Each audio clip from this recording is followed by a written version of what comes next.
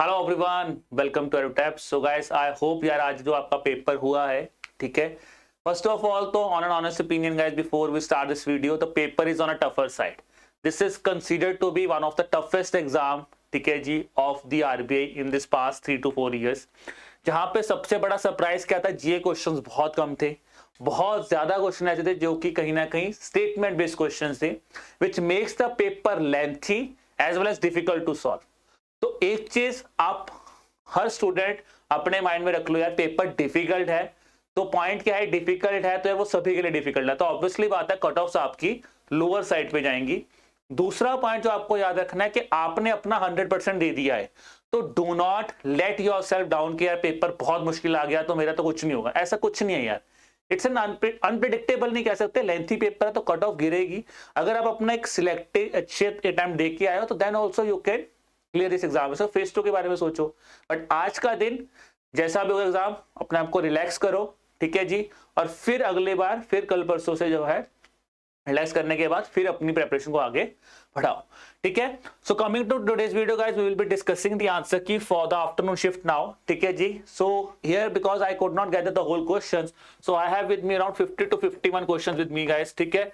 और बाकी क्वेश्चंस के लिए मैं आप सबसे सिर्फ एक ही रिक्वेस्ट करूंगा, there is a link given in this video guys, जो कि आपका एक गूगल फॉर्म का लिंक है। तो आई would request all of you guys, जो भी क्वेश्चंस आपके माइंड में आते हैं जो हम यहाँ पे डिस्कस नहीं कर पाए, प्लीज आप क्वेश्चन वहां पे ऐड कीजिए so that we can gather those questions also. Okay ji, now guys let's proceed with the question number 1 here. The question number 1 was basically on Atlantic Declaration कि जो Atlantic Declaration recently sign हुई है, ये किस किस countries के बीच में sign हुई है।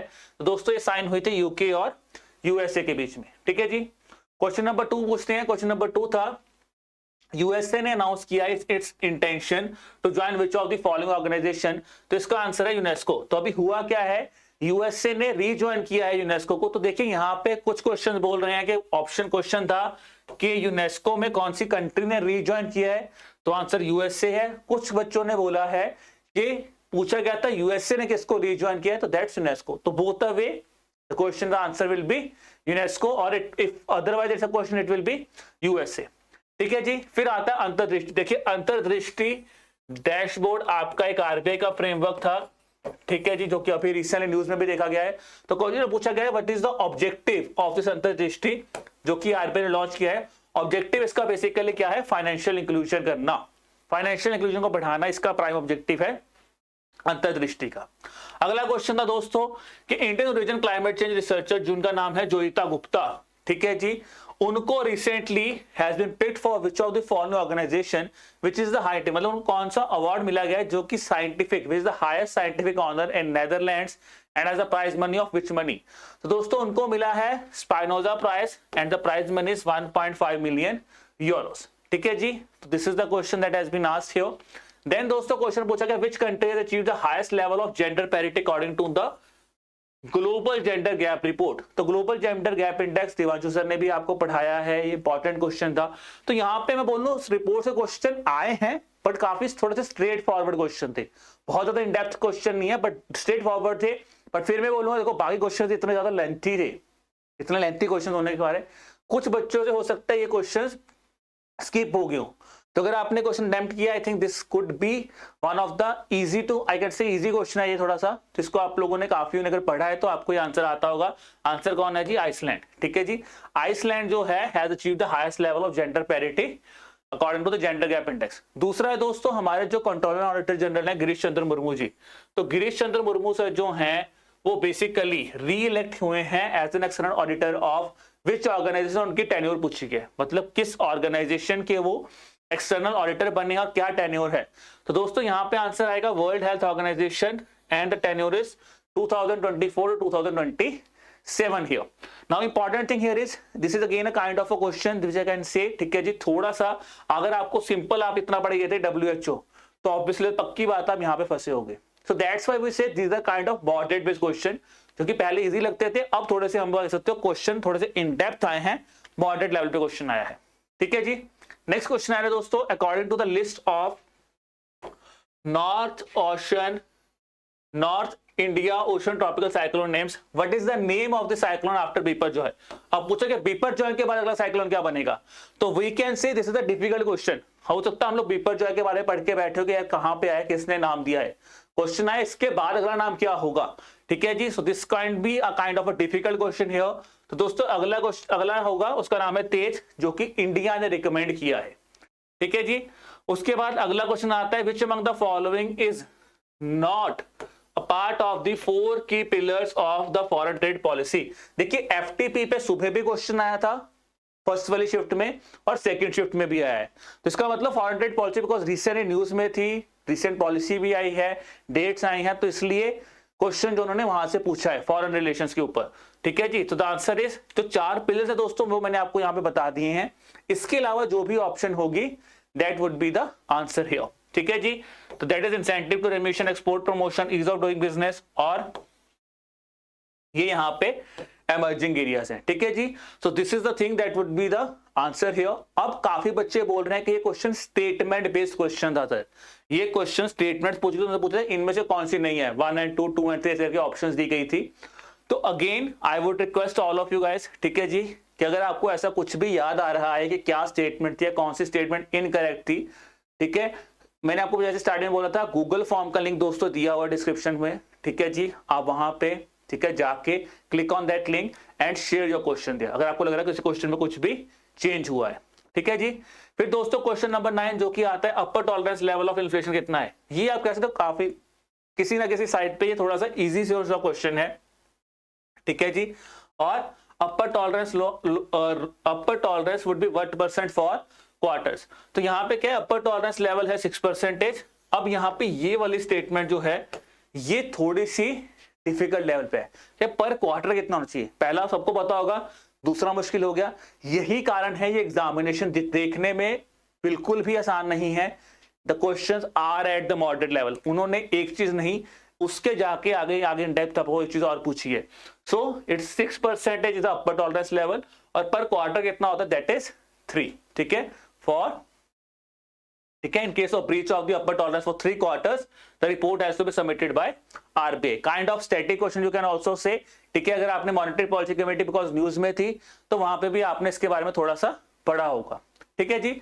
फिर आया दोस्तों, as per the survey of professional forecast by the Reserve Bank of India the real GDP growth, real GDP growth की क्या रेंज है, real GDP will be in the growth range of 6 to 6.4 for the year 2023-24 and 24-25, that's the thing, ठीक है जी। फिर दोस्तों अगला question आया था, as per annual report of RBI, RBI annual report recent release हुई है, ठीक है जी। सो they have asked a question from that specific report. अब आता है, as per the annual report of RBI, which among the following you can say dash remain the largest holder of government securities, including the treasury bills and state government securities, which is 37.5% as of March 2023. तो दोस्तों यहाँ पे answer बन जाता है commercial banks, ठीक है जी, commercial banks, RRB schedule ऐसे कुछ दिया था ऑप्शन में, तो आंसर बन जाए कमर्शियल बैंक्स है, ठीक है जी।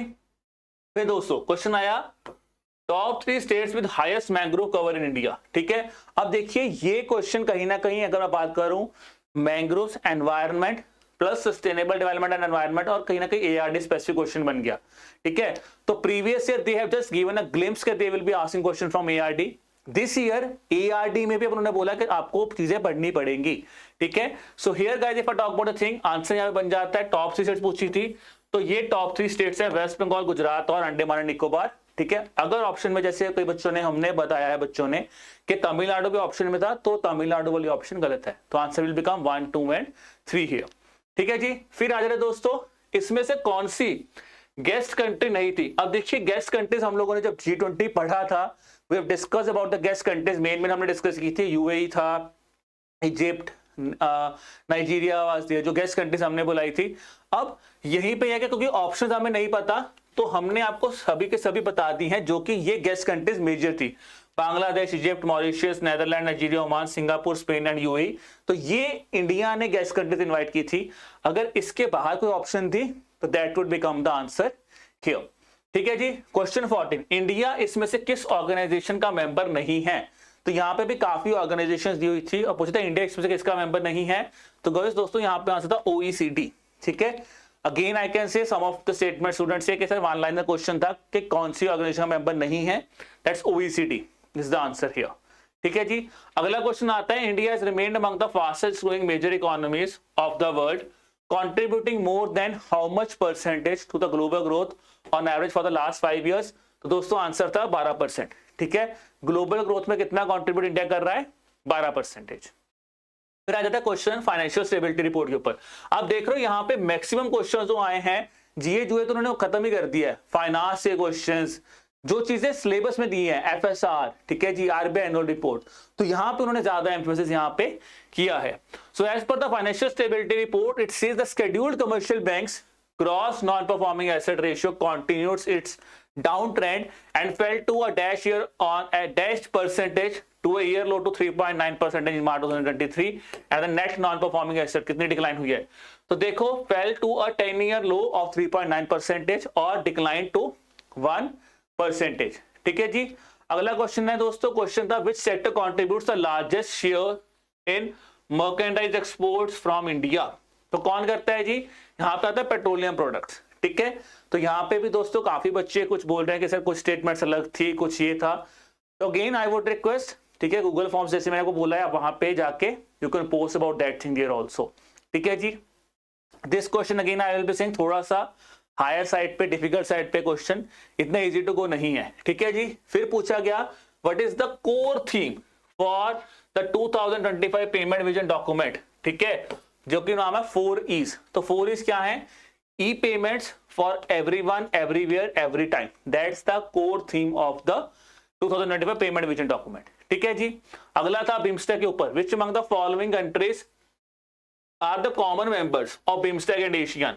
ये आई कैन से ऑर्गेनाइजेशन से कंसर्न में one of the most difficult question था, क्योंकि आपको एशियान के, अभी मैं बोल रहा हूं कि आपको सारे मेंबर्स याद थे एशियान के 10, वो एक डिफिकल्ट पार्ट था। आपको सारे मेंबर्स शायद ना आए, तो आपको इतना पता है कि इंडिया मेंबर नहीं है। ठीक है जी, बिम्स्टेक में इंडिया मेंबर है, बट अब उन्होंने पूछा कॉमन मेंबर्स कौन है, which means they have raised the bar at some other level, अलग ही लेवल पे चला गया। तो अब ये क्वेश्चन में मेरे को सिंपल बोलूंगा, अगर आपको ये क्वेश्चन आता था बहुत अच्छी बात है, अगर नहीं आ रहा तो कोई चक्कर नहीं है, क्योंकि ये काइंड ऑफ क्वेश्चन ही ऐसे दिए गए हैं जो कि आपको छोड़ने हैं। क्योंकि इस एग्जामिनेशन में सबसे बड़ी चीज पता क्या है? आज की एग्जामिनेशन में इतना टफ पेपर बनाने का मतलब क्या है कि आपका टाइम वेस्ट हो, आप बहुत ज्यादा पैनिक मोड में आओ और अपना कूल होके कुछ भी करना शुरू कर दो। तो ये चीज बेसिकली बहुत ज्यादा टेस्ट की गई है आज के एग्जामिनेशन में। ठीक है जी। तो दोस्तों यहाँ पे आंसर बन जाता है म्यांमार एंड थाईलैंड, जो कि कॉमन है, बिम्स्टेक में भी और एशियान में भी है। ठीक है, again I would say this is a question that I would say it's a really difficult question to attempt here. ठीक है जी। फिर आ जाता है guidelines on default loss guarantee in the digital lending is not applicable on which of the following entities. तो यहाँ पे दोस्तों हमने बताया एप्लीकेबिलिटी कहां पे है। ठीक है जी, जो भी इनके अलावा ऑप्शन होंगी that is a thing where they will not be applicable. जैसे आप देखते हो कमर्शियल बैंक्स आ गया, cooperative banks, state cooperative banks हो गया, central cooperative, NBFCs, small finance banks. ठीक है, तो ये यहाँ पे एप्लीकेबल है। क्वेश्चन नंबर 21 था, the term of state legislative assemblies, ठीक है जी, of which of the following state will not until January 2024। अब देखिए पॉलिटिकल सिस्टम के क्वेश्चंस बन जाते हैं। हम जनरली सोचते हैं इंडियन पॉलिटिकल सिस्टम तो नहीं पूछेंगे, but I always say face 1 में कोई भी डिफाइंड टॉपिक नहीं है, तो यही यहाँ पे खेला है। फेस 1 में भी उन्होंने आर्टिकल्स पूछे। ठीक है जी, शिफ्ट 1 में अगर मैं बात करूं तो वहां पे आर्टिकल्स भी आपसे पूछे हैं, गवर्नर का पूछ लिया article, legislative council, legislative state पे क्वेश्चन पूछ लिया, और यहाँ पे पूछा है kind of a political question with current affairs, किस स्टेट लेजिस्लेटिव असेंबली की जो टर्म है वो जन 2024 तक एंड नहीं होगी। तो answer is Haryana. Haryana is the answer here. ठीक है जी, चलिए फिर आ जाता है which among the following small saving scheme will provide the highest return in July to September. अब देखिए क्या था, अगर आपने लेटेस्ट पढ़ा है तो लेटेस्ट 1 वीक पहले ना गवर्नमेंट ने क्या किया, जो कुछ नॉर्मल आपकी स्कीम्स चलती है, सुकन्या समृद्धि योजना, किसान विकास पत्र, इनके इंटरेस्ट रेट रिवाइज किए थे। तो उसमें पूछा किस स्मॉल सेविंग स्कीम का हाईएस्ट रिटर्न होगा। तो दोस्तों आंसर बन जाता है किसान विकास पत्र। किसान विकास पत्र विल बी द आंसर। यहाँ पे अराउंड 8.2% का शायद रिटर्न उन्होंने चेंज किया है। ठीक है जी, that becomes the answer here. फिर आ जाता है दोस्तों, देखिए अब स्पोर्ट्स का क्वेश्चन आया, काफी ज्यादा अनऑर्थोडॉक्स।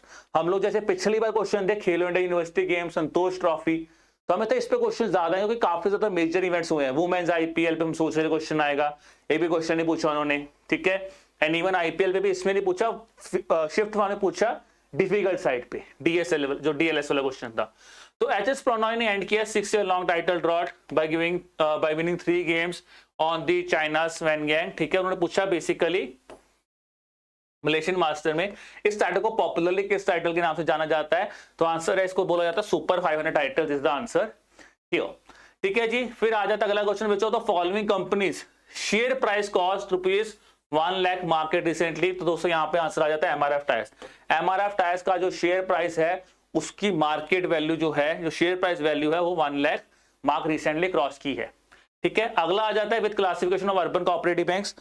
तो अर्बन कोऑपरेटिव बैंक्स में we were expecting the question here. ठीक है जी, with classification of urban cooperative banks into 4 tiers, it has been decided to specify the limit on housing loans sanctioned by urban cooperative banks to an individual borrowers as what percent or at what amount for tier 1 urban cooperative banks। तो यार दोस्तों यहाँ पे answer था 60 lakhs here।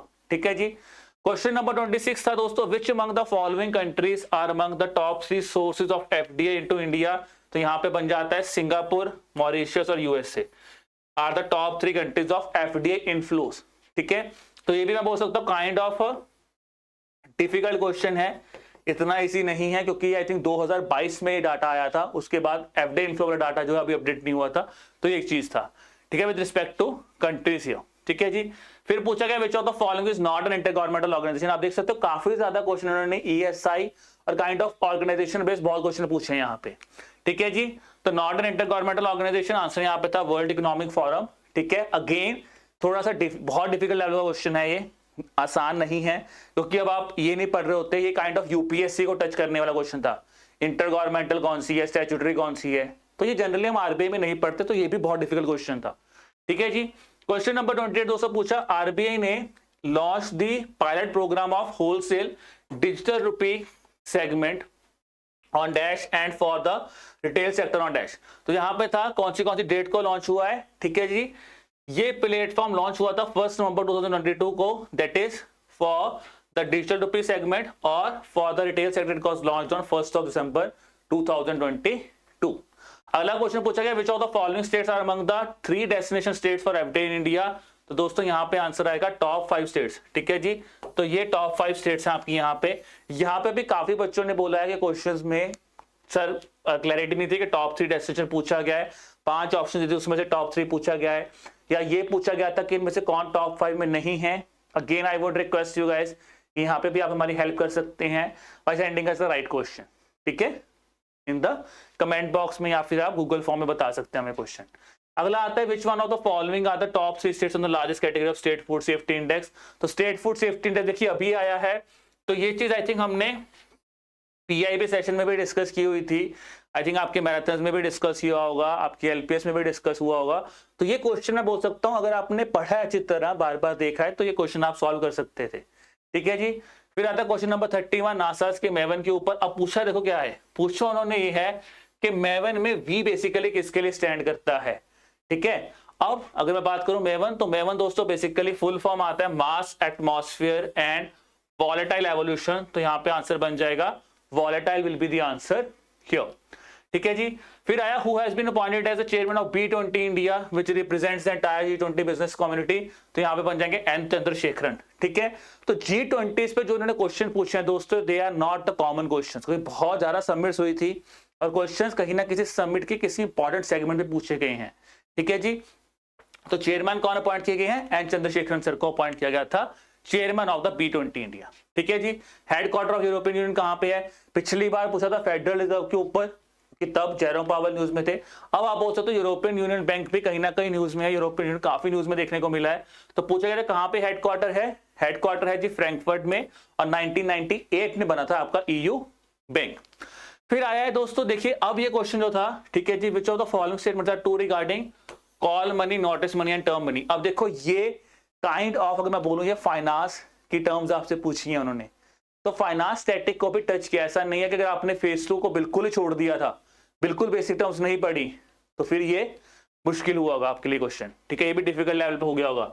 अब देखिए दोस्तों हमें तो क्वेश्चन हमें जो मिला है वहां पे लिखा बोला है कि एक स्टेटमेंट है internal broad approved limits within the prudential limits for interbanking liabilities prescribed by department of the regulations. तो यहाँ पे कई स्टेटमेंट्स थी, उसमें से बच्चों ने बोला कि सर इस तरह की स्टेटमेंट जो थी वो यहाँ पे सही थी। ठीक है जी, अगेन अगर आपको लग रहा है यहाँ पे कुछ भी चेंज है तो again you could send us about the questions about this thing in the detail, because ये क्वेश्चन सभी के सभी मेमोरी बेस्ड हैं। हमने बच्चों से बात की है, we have talk to the our colleagues जो पेपर देखने गए हैं, ठीक है ना। तो उस बेस पे क्वेश्चन में अगर आपको किसी क्वेश्चन में भी लग रहा है कोई डाउट है, कोई डू नॉट वरी गाइस, आप गूगल फॉर्म पे अपने क्वेश्चन पुट कर दो and we will definitely look into those things also. ठीक है जी।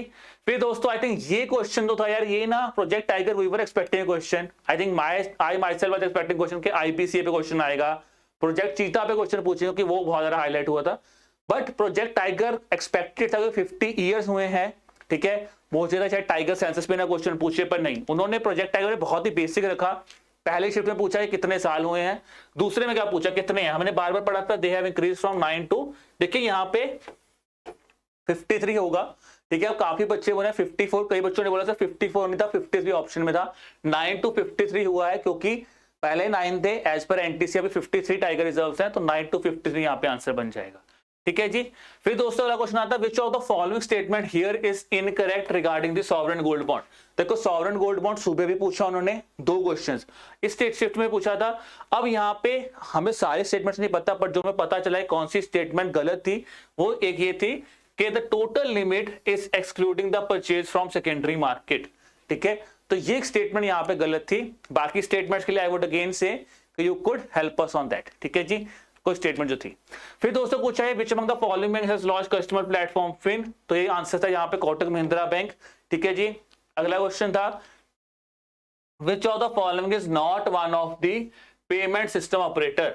अब देखिए क्या होता है, पेमेंट सिस्टम ऑपरेटर्स जो हैं इंडिया में, क्लियरिंग कॉर्पोरेशन ऑफ इंडिया जो मेजर थे, ठीक है, क्लियरिंग कॉर्पोरेशन ऑफ इंडिया है, एनपीसीआई है, तो we are not sure about the options here कि एक्चुअल में ऑप्शंस क्या थी, we are not sure about that. Again I would request all of you guys to help us here also कि exact options क्या थी, then we could give you proper clarity. But जो हमें पता है कि ये दोनों ऑप्शन थे, तो ये दोनों आंसर नहीं थे, सीसीआई भी होता है और एनपीसीआई दोनों ही यहाँ पे मेंबर होते हैं। ठीक है जी। फिर पूछा गया recently 40 years have been completed, ठीक है जी, for the historic win of India 1983 World Cup. अब देखिए क्वेश्चन क्या पूछा इन्होंने, what was the score of West Indies. ये क्वेश्चन देखते सारे मैं आपको बोलता हूं आपको छोड़ देना चाहिए था, इतना किसी को भी याद नहीं होगा। अगर आपने 83 फिल्म रणवीर सिंह के डाई हार्ड फैन भी हो, 1983 फिल्म देख के भी आएगा, फिर भी आपको शायद स्कोर ना याद हो। ठीक है, तो पता नहीं ये आरबीआई क्या पूछना चाहता है, क्या एक्चुअल में टेस्ट करना चाहता है कि हम मतलब बच्चा क्या याद करे। पहले पूछ लेते हैं वेस्ट इंडीज ने कौन सा हाईएस्ट रन चेस किया है, ठीक है, अब पूछा कि कितना स्कोर किया है। दीज आर सम क्वेश्चंस जो कि आई विल से गाइस ये डिफिकल्ट का भी बाबा को कितने को याद कितना स्कोर किया है। ठीक है, तो बहुत ही, तो ये क्वेश्चन छोड़ दो, मैं बोलूंगा ये क्वेश्चन छोड़ने वाला ही था काइंड ऑफ। ठीक है, क्योंकि आई can say this is one of the difficult question. अब आपको बैठ के आपने स्कोर तो याद नहीं किया होगा कि इंडिया इतना से जीतता है, ठीक है ना। तो these are kind of I can say this is an unexpected question, क्योंकि नहीं कोई एक्सपेक्ट नहीं कर रहा था कि ऐसा पूछेंगे। तो this is the kind of difficult जो चीज हमें छोड़ देनी चाहिए थी। अगला पूछा गया देखिए union minister of port shipping and waterways and Ayush has flagged of the international cruise. तो इंडिया का पहला इंटरनेशनल क्रूज जो कि चेन्नई से श्रीलंका गया है, पीआईबी में हमने पढ़ा था, दैट इज एमवी एम्प्रेस। ठीक है जी, तो you can say it's a mix of a bundle यार। ठीक है, एक आधा क्वेश्चन यहाँ पे आसान देखा गया, तो ऐसा नहीं बोल सकते पेपर आसान है। हाँ कुछ क्वेश्चन इजी भी थे, ऐसा नहीं कि 80 के 80 क्वेश्चन डिफिकल्ट हैं, कुछ 10-12 क्वेश्चन इजी लेवल पे भी आए थे, बट वो ही डिसाइडिंग फैक्टर थे। अगर आपने वो क्वेश्चन ढूंढ लिए, पूरे पेपर एंड तक देखा है, ढूंढे हैं क्वेश्चन, तो आपके लिए इजी होगा ये क्वेश्चन। ठीक है, कुछ क्वेश्चन आपको लगेंगे हो सकते हैं।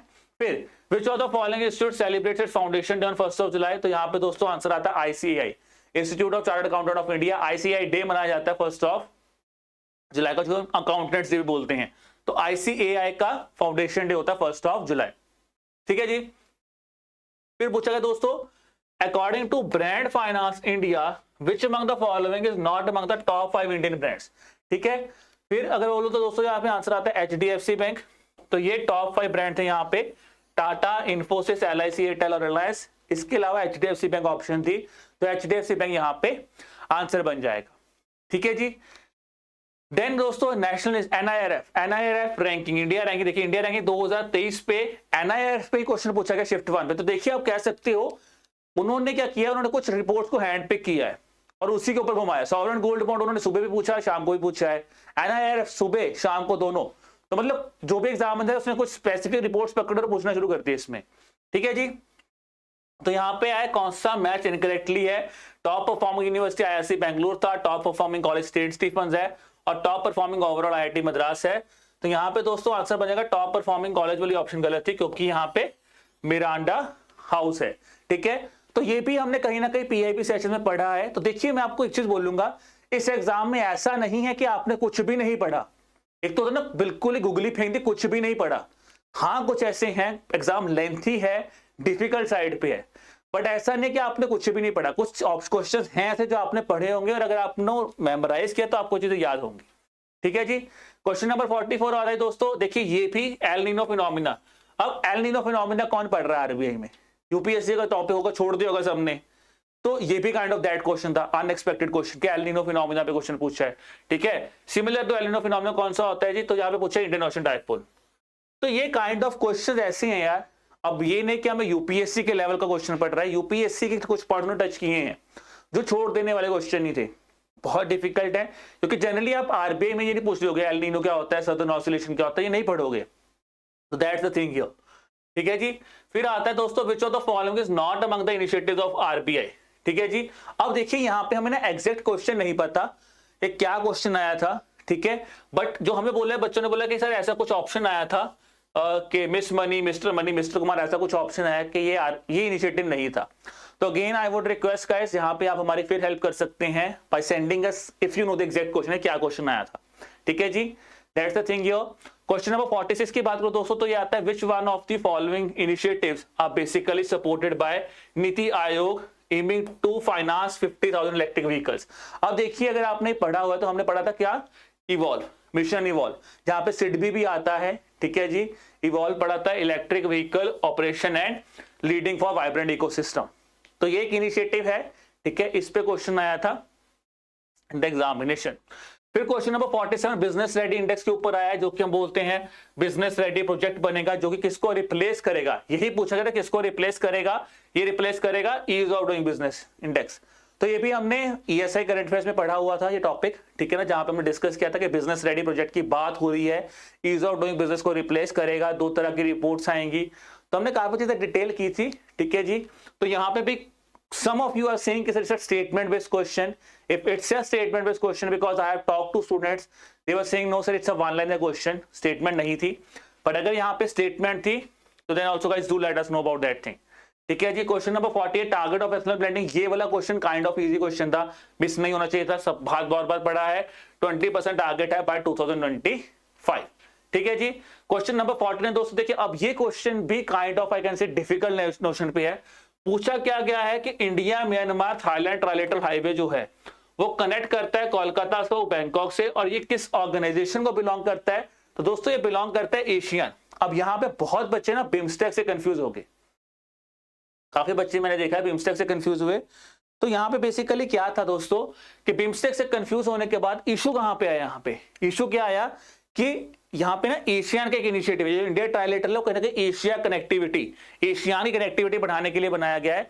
So that's why the answer will B Asian here, ठीक है जी। फिर दोस्तों क्वेश्चन आया था which on the scheme here, तो क्वेश्चन था recently prime minister Narendra Modi ने एक फ्लैगशिप स्कीम लॉन्च की जिसको बोलते हैं flagship scheme for urban revamp including smart CTs on 25 जून 2015, जिसका पर्सपेक्टिव है टू बेटर क्वालिटी इंश्योर करना है। यहाँ पे पूछा था कौन सी स्कीम लॉन्च की गई थी इस चीज के ऊपर, स्मार्ट सिटीज मिशन, अमृत और प्रधानमंत्री आवास योजना अर्बन। तो दोस्तों यहाँ पे आंसर बन जाएगा ऑल ऑफ द अबव, सभी की सभी स्कीम्स तब लॉन्च की गई थी। अब देखिए जिसको बच्चे को लॉन्च ईयर में डाउट आता है, अब देखो 25 जून 2015 किसी ने नहीं याद किया होगा एग्जैक्ट डेट, बट क्वेश्चन यहाँ पे क्या था, अर्बन रिवैम्प, स्मार्ट सिटीज और हाउसिंग फॉर ऑल। अब यहाँ पे अगर आपको ऑब्जेक्टिव क्लियर हो जाता, मुझे पता है यार टाइम कम है, मैं तो यहाँ पे आगे बोल दूंगा आपको कि यार पढ़ लेते तो कोई चक्कर नहीं है, एग्जाम में तो आप लोग गए थे ना, और 25 मिनट में इतना ज्यादा इतने लेंथी क्वेश्चन देखने और यहाँ पे आके सोचना कि सर इतना हो जाएगा इतना हो जाएगा, ठीक है। तो I can see this is the question of tougher sir, क्योंकि बट अगर आपने थोड़ा सा यहाँ पे जो उन्होंने भी कामनेस से ये चीज लाइन पढ़ ली होगी तो उन्होंने ये क्वेश्चन जो है वो सॉल्व कर लिया होगा, ठीक है जी। फिर अगला क्वेश्चन डिस्कस करते हैं, according to the union budget central government 50 year interest free loan देगी, ठीक है जी। कितना सम दिया total over a sum of 1.3 lakh crore rupees, that was the thing that has been asked, क्योंकि अभी रिसेंटली ये स्कीम भी अभी लॉन्च हुई है दोस्तों। एक क्वेश्चन आया था FIDF स्कीम पे, we could not find out कि what actually the question was, so we would require a help of yours, ठीक है जी। अब दोस्तों ये था हमारा आज का analysis.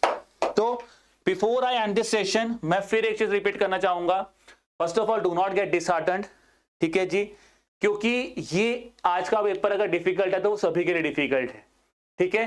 Cut off lower side पे जाएगी, तो ऐसा नहीं है कि पेपर मुश्किल है तो कट ऑफ ऑब्वियसली बात है लोअर साइड पे जाएगा, ठीक है जी।